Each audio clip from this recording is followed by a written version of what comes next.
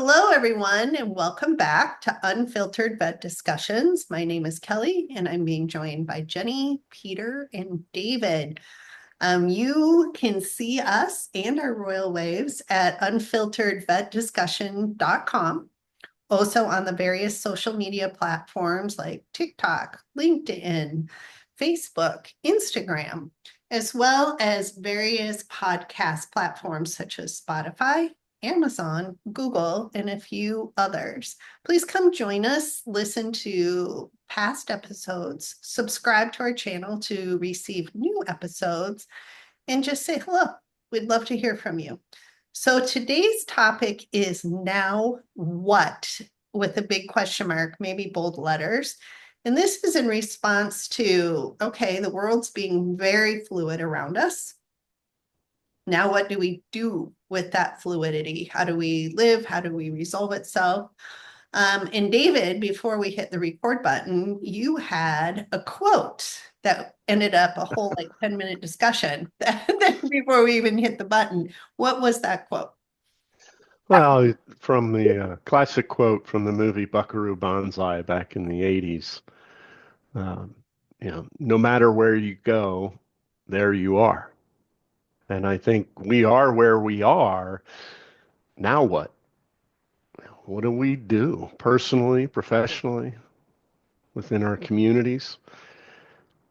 I don't know that I have an answer, but you got to be present in it and take action, I think, of some form to the protection of especially your veterinary practice.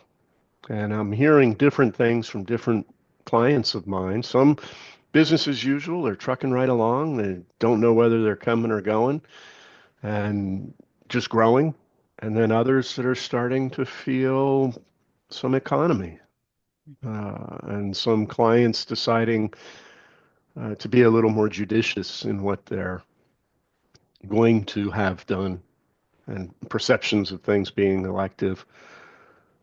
That percentage is very small for me, but I'm probably not in a cross sample. I mean, these are all people who have chosen to engage us for management and planning or exit planning. So it's probably not a representative sample. Um, but, you know, it's a big question. Now what?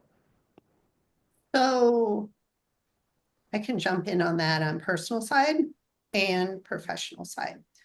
So on our clients, we're seeing the same thing you're seeing, David. Other people can't see themselves coming or going, but they're starting to plan ahead, market ahead, because they know the ramp way to marketing pays off if you start now versus I've got a problem and can you solve all my problems overnight somehow with marketing, which is a very expensive solution and it may not work. And that's called ads.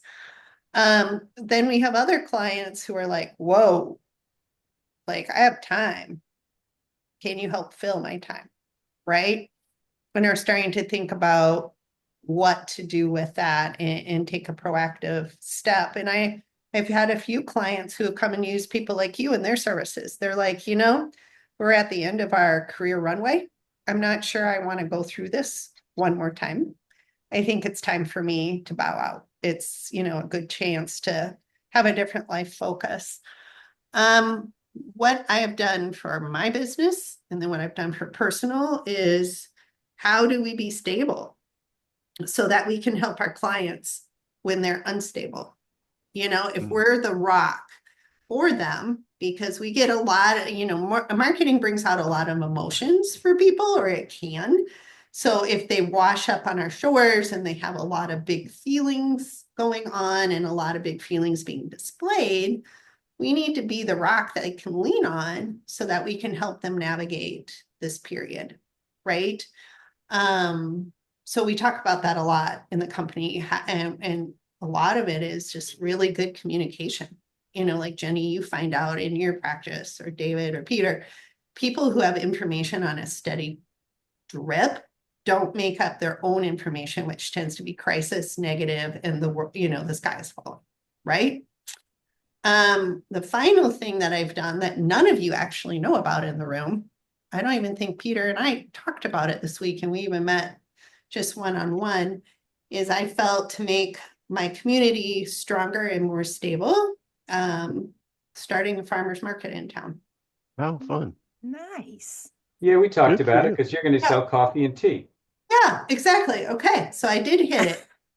Um, Do you want to send samples? I'm just, just for a friend, maybe. just I would sacrifice myself to try any tea, and I have team members that would for sure drink coffee. So if you wanted to, just Oh, Yeah. that is such a generous offer. So you would selfless. totally take up the bourbon tea or the chocolate tea or any of that, right? Okay. I'm in. What are the tariffs to send it to New Hampshire? Who I think we're knows? fine. I know all the ladies, all five of them and one man at the post office because we're in such a small town. Like I got you good in the post office. But it's again like it's that control. Like you can only control yourself, right? And you can only control those things around you. So I personally said, well, what can I do personally for myself, my family? What can I do for my business? Therefore, what can I do for my clients? And what can I do for my greater community? Because if my greater community is stable, then therefore I'm stable. That was my logic. You may have different ideas, but that's the piece about it. And Jenny, I remember you from an earlier podcast way back when something happened in your town that you said, how can I be a shelter or something like maybe it was a tornado or it was some sort of weather related something. Floods. Yeah. Yeah. And you decided to help your community. Mm-hmm. Was it a tornado? No, okay. We have had, so I grew up in Ohio where we had tornado drills at school. I remember frequently, taking shelter, all that kind of stuff. And then we moved to New Hampshire. Oh, and then I moved out in Colorado and, they have the weirdest weather. And then I moved to New Hampshire and I'm like, oh, we don't have tornadoes. The first year we're here in Deerfield, a tornado goes through Deerfield. Has not happened since. No, it's floods. We have floods occasionally when all the snow melts and things like that. But no, I think to David's point, we frequently, you said action, and I think that's so important. Action, do something. What now? I think we ask ourselves that all the time, right? What now? What do we do? What do we do now? Before we got on here, we were talking about our children getting ready to go to college. That's a huge stepping stone. It's my mom. Hi, Mom. Stopping by. Sorry, we're recording a podcast. So. Now you're part of it. Thanks. It's unfiltered. You never know what's going to happen. But I think that, there are always changes professionally, personally. And we get in this decision paralysis because I think, Peter, you've talked a lot about IQ versus EQ and the fact that a lot of people in the veterinary industry are IQ based. They're very scientific minded. They're very factual. And if you're waiting to take in all of the information before you do something, you're just going to be waiting. So I guess, I'm a big fan of lists, pros and cons. If there's a decision coming up, if there's a change that needs to be made, if there's just anything, what are the pros and cons? And once that list is made, I'm done. I'm not going to think about it anymore. I'm done. I am a very fly by the seat of your pants type of person. I make decisions on the fly. My husband likes to really mull it all over. And if he did it, we'd never get anything done because he would be, well, what about this? Well, what about this? Well, what about this? So I feel like it's important to look at options when you're saying, okay, what now? But do something. Peter, you're the one who started with this. What? And we all just took it. What were your thoughts when you said what now? Well, it does go back to action. And Yogi Berra, when you come to a fork in the road, take it. What happens in veterinary medicine is they get to the fork in the road and they stop because there's actually choices. There's this discussion of people going shopping, and the more choices they have, the less likely they are to buy. Go to this, the strawberry jam section of your grocery store. So, and what many people don't recognize is that most businesses fail from failing to take action rather than taking the wrong action.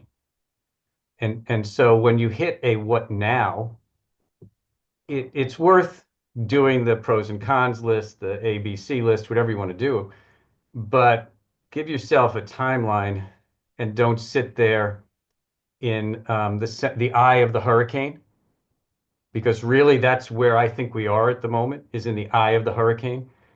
There's a wind blowing all around us, and God knows which direction it's going to change from day to day.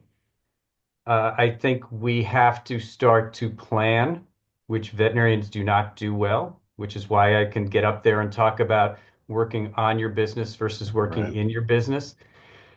This is the time to be working on your business more so than ever, mainly because we do have unintended consequences that will occur. We're going to have them in the workforce. We're going to have them in the supply chain. We're going to have them with our clients and their economic stability or instability. So there's a talk I do that's entitled Rebound, Rebuild, or Reimagine. And many practices have gotten back into their rut after the COVID chaos. They've gotten back into the rut that they were in 2019 and 2020, and David probably has seen those practices. Yeah. And some have taken the events of the last 5 years and learned from them and have made some improvements. The ones that will thrive are thinking differently. So what now is really about thinking differently. How are you going to differentiate yourself in the community? How are you going to differentiate yourself in the community with your clients and with your staff? And how are you going to stand out? And a lot of it has to go with the comments that I think we constantly go back to, is about service. So action. What now? Think differently. What now? Communicate. I don't think we can over communicate to our clients, to our team. What now? Be an empathic leader.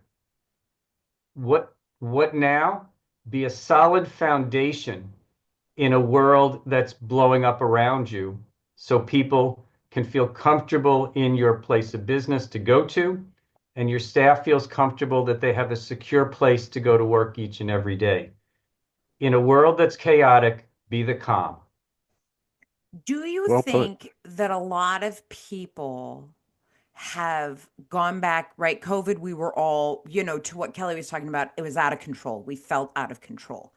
And then we adapted, we changed, we switched. And now people are kind of going back to that rut because it's comfortable, because it's what we know, because we don't have to think about being different. We don't have to think about change. We're just going to put our blinders on and hope it all stays the same. And I mean, it can't just be the veterinary world. It has to be other places too, that people are just like, nope, I'm going to sit in my little bubble and pretend like everything's okay. Well, the difference between a grave and a rut. The depth. The depth and how long you're in it. Yeah. And I think, Jenny, just watching people, watching the industry, sitting in an airport, watching people and things like that, is if you don't want to change, right? At that point, do you start dying? Do you start, no choice is still a choice, I guess is what I'm trying to say. When you make the choice, it's like you're in a boat on a river, and the river's going to move downstream regardless of what you do in that boat.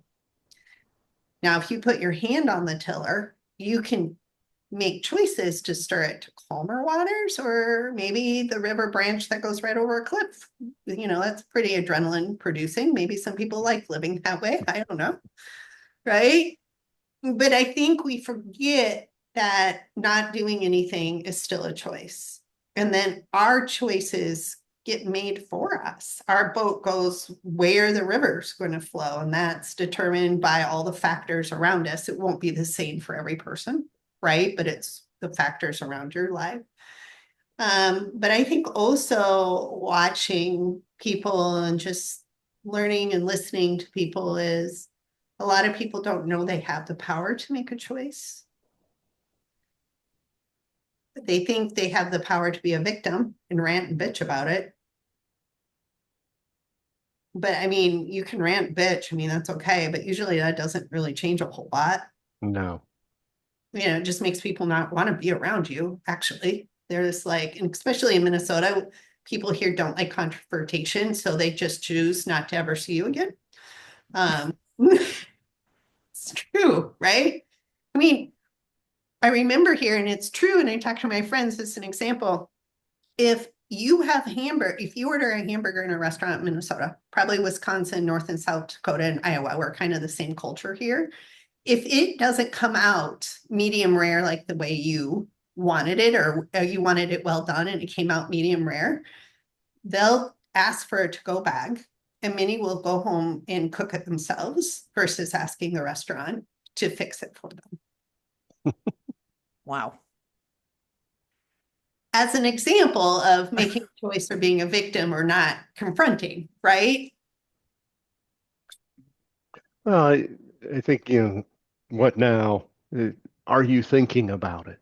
Are you giving it thought? Or are you just, the happy in your copacetic world? It's like the old high school, I use this when I speak, the old high school biology experiment, right? You put the big beaker on the hot plate, put some water in it, put the frog in the beaker.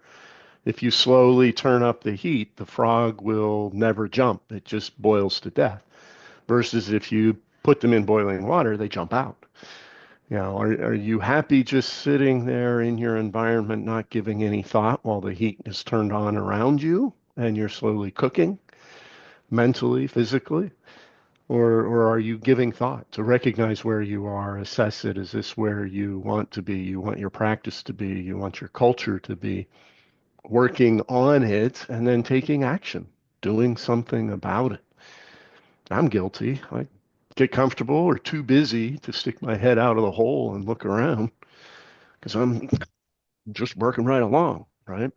Got to put the pause on Kind of stuck in and frog, assess. by the way.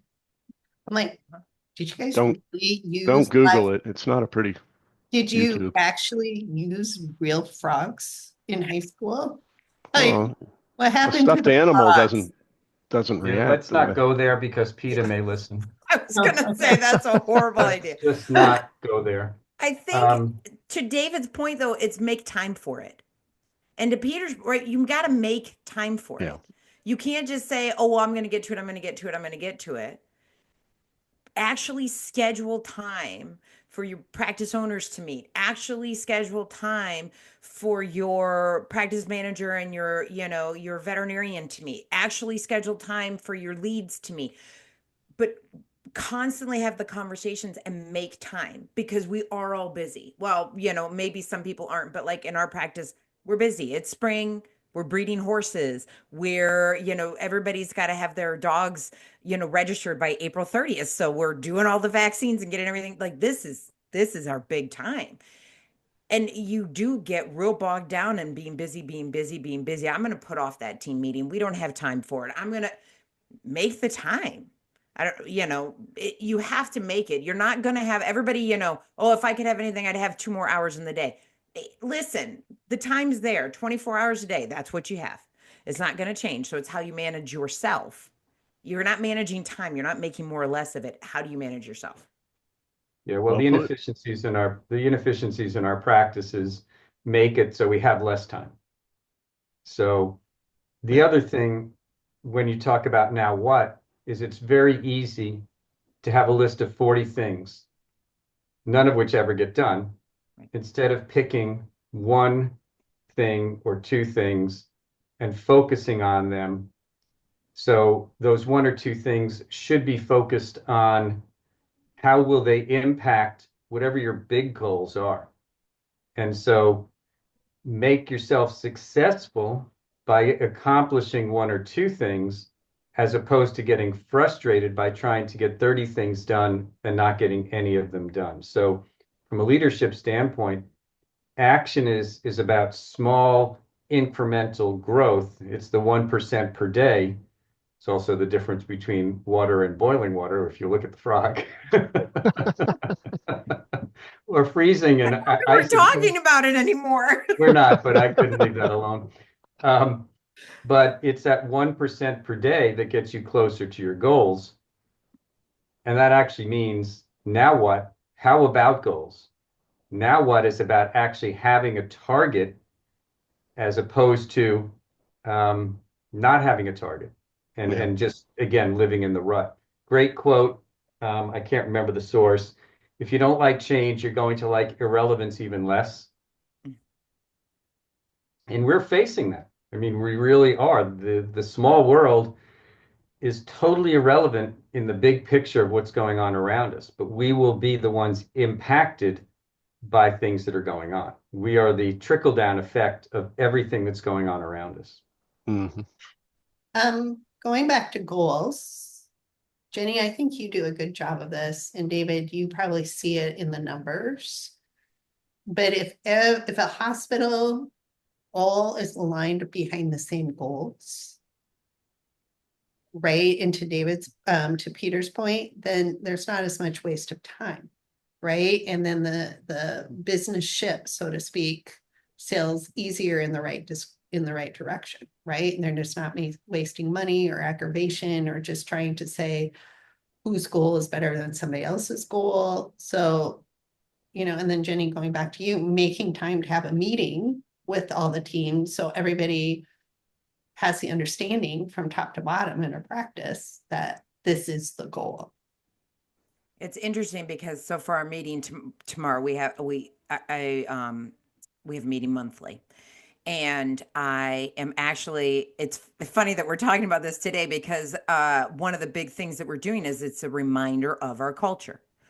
What are we here for? We work together as a team for excellent customer service. That's one of our big things. What does that mean? That means that when somebody calls, they don't hear, Deerfield Veterinary Clinic, how can I help you? You don't want to call someplace and be, tell that the CSR doesn't really have the time or want to talk to you. So how should you answer the phone? How should you greet them when they walk in?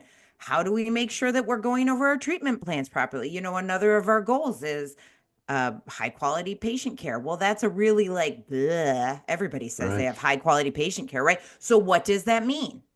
For us, that means, how can we make this patient less fearful while they're here?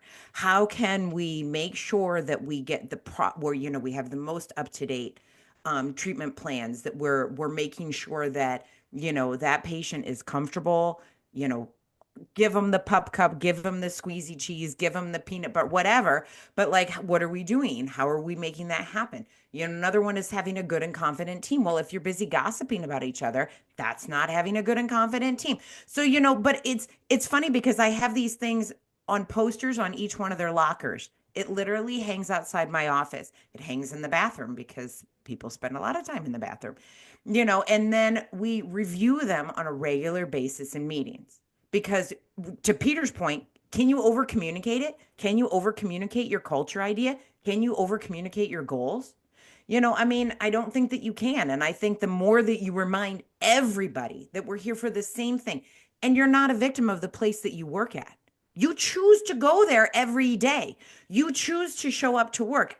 Yes, I have to pay you for coming to work, but you're choosing to spend your time there. You could choose to spend your time working for Target. You could choose to spend your time sitting at home doing nothing. So stop being a victim in your life and realize that that is your choice. Anyways, that's my little soapbox. Sorry.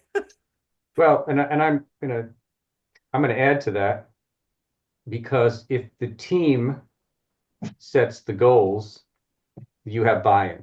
Absolutely. If the leader sets the goals, you have shine on, because they will listen, nod their head, and not buy into it. So really the question that you have at a meeting, Jenny, I'm sure, and that I know David probably has with his entity and Kelly as well, is where are we going to go and how are we going to get there? You tell me. As long as it meets our core values, our standards, our mission, etc. And this is the perfect time to ask your team, how can we adapt to the current normal? Because there's going to be another one the next week and a month later. Yeah. And then get their buy-in, let them set the goals, let them set the rewards for accomplishing those goals, but they should be contributing in some fashion to the big picture goals, whether that's profitability, seeing more people, expense control, whatever you need, but make them bite-sized goals. Don't, David, for those of you who don't watch us on YouTube, David's got a picture of an elephant behind him. And so it's really, the elephant is the goal, but it's how do we eat the elephant? And Yeah. let the staff decide what part of the elephant they want to eat first. Well put. Or don't eat an elephant or boil a toad. Maybe just paint the elephant. We Like, love animals. there are some people who paint elephants or some religious, I don't know, I've seen it somewhere on TV. So maybe we paint the elephant at one leg at a time, There you right? go. There we There go. you go. Yeah. Or how do you eat the tofu? I don't care. Yeah. How do you eat the tofu? Shape it like an elephant? Hey, And we then can one do bite that. at a time. Yeah. Oh my goodness. So That derailed. that sure did. Yeah. That went right over the cliff. Like, No, it didn't derail. It basically, it's still the what now. The what now is turn the water down. Yeah. So it's not boiling. Turn the temperature Reflect down on so it. people don't feel the heat. And let them determine the thermostat and how hot things are. I mean, way too many businesses, way too many veterinary hospitals, the leaders are so freaking hot-blooded and so in your face that they're not really leaders, but what they are is a thermostat that just keeps cranking it up. And we want to talk about toxic workplaces. Where's Phil when we need him? Yeah. That's turning up the heat doesn't get the work done. Turning up the heat just gets people to sweat the stuff that makes it more stressful. It's really about how do we turn the heat down and create a more collaborative workplace and ultimate better outcomes. And but what now is the time to bring your team together. Now is the time to bring your family together. And now is the time for everybody to bring their community together and figure out how we can work in a small town like Deerfield, New Hampshire, like Boalsburg, Yeah. Boalsburg, Little Pennsylvania. And Good memory. I want to say it's not Denver, Minnesota. What's your small town? Hanover. Hanover, Minnesota. And I live in a big town. I think if we took the populations of the three of your communities, it would be the same population as my city, because you probably don't total 100,000 between the three of you. Oh, not even close. Yes, think there we were have over 3,000. 3,000 kids in Zeros. my kids' high school graduating class. Or no, That's my a- kids' high school. So not graduating class. So it's really, this is the time for communities to come together. And grassroots is where change comes from. So what now? Take action. Yeah. Be a victim, not a victor. Kind of Be a where we victor, not a started. victim. Sorry. You said that backwards. Yeah. And, ultimately, no matter where you go, there you are. Is that where you want to be? If not, what are you going to do about it? Because it's up to you. Yeah. Wow, I think we're going to end there. Between Peter and David, just wrapping it up perfectly. There we go. Yeah. So here's the royal wave from us, from if you can see us on some sort of video. Thank you for joining us on Unfiltered Vet Discussions today. Just a gentle reminder to follow us on various social media platforms and podcast platforms. And we will say adieu until the next time. Adieu. Adieu. To you Adieu. and you and you. Yes.